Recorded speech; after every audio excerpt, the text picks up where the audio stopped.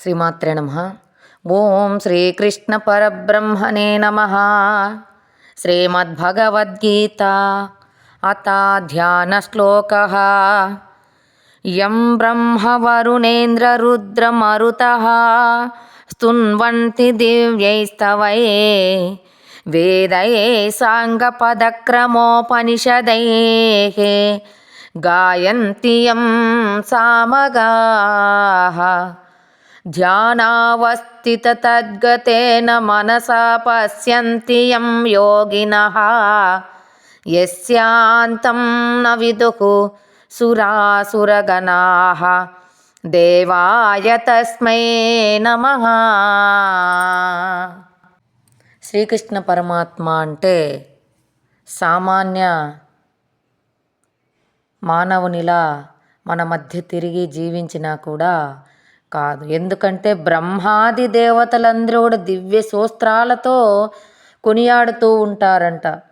ఏ యొక్క భగవంతునైతే కొనియాడుతూ ఉన్నారో, వైదిక శాస్త్రాలు వేద మంత్రాలు ఎవరినైతే కీర్తిస్తూ ఉన్నారో అంటే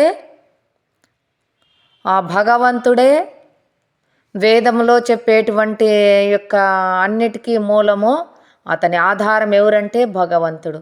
భగవంతుని గురించి తెలియజేసేది ఏదైనా ఉందంటే వేద మంత్రాలు. ఆ విధంగా ధ్యాన నిశ్చల చిత్తముతో యోగులు ఎవరిని దర్శిస్తూ ఉన్నారో, సురులు అసురులు ఎవరిని ఆది అంతము తెలుసుకోలేకుండా ఉన్నారో అట్టి పరమాత్మకు నమస్కారము చేస్తున్నాను అని మనకు తెలియజేస్తున్నారన్నమాట.